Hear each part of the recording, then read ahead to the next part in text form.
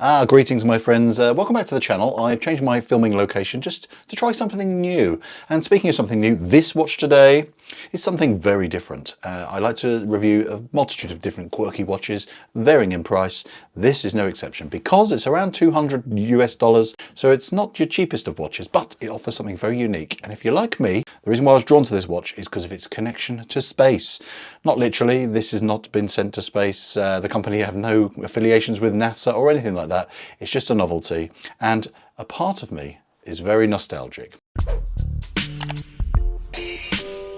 So what's the relevant connection to space to this watch? Well, it's called the Shuttle and it has a spaceship on the dial, and that is the bonkers element of it. I went for this colorway because I think it looks very much like the spaceship in a very lovely film I used to watch as a child a multitude of times, Flight of the Navigator. Now, if any of you have seen this film, you will hopefully agree with me. One of the best sci-fi films for kids from the 80s. I just like that the element of the dial on this watch very much looks like the spacecraft in that movie. Now I've had my shot of coffee, we can get going with what I think is a bit of housekeeping to get out of the way. Some stats and specs of this watch. Usual affair with these kind of watches, you should hopefully be getting a stainless steel case. That is the case. And the domed sapphire on here is a huge bubble dome. Due to the very circular shape of this watch, the dimensions are 45 case, but that's including the lug to lug because it's very cleverly designed lugs which are integrated, kind of tucked in on the underside of the watch and allowing for this to wear a lot smaller in diameter than the 45mm would normally indicate. And because of that very domed crystal, it's just under 15mm thick. That's rather chunky. I'd say a third of that height is that enormous domed bubble crystal, which that really adds to the vibe of this watch. Movement inside is a modified movement. That's where this watch has got one of its crazy quirks, other than a spaceship on the dial and the domed crystal.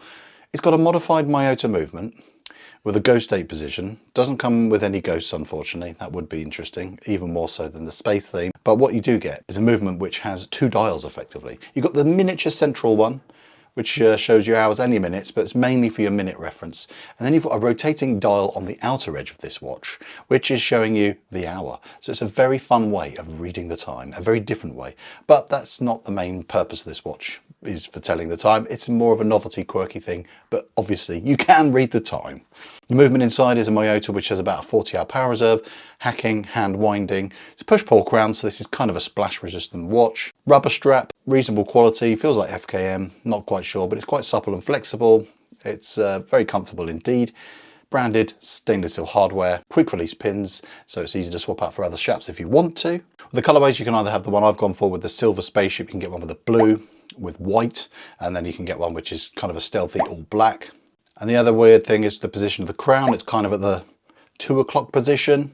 I have to tell you now what my moans and niggles are really, because I know many of you are going to maybe get to this part of the video.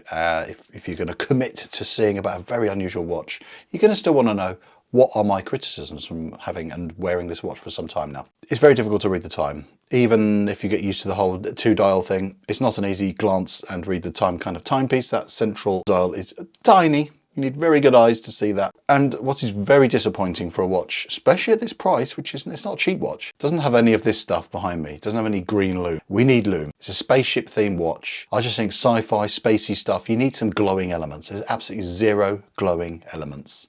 And that for me is a real missed opportunity. I never like, for me, it's a bit of an ick, any movement having a ghost 8 position.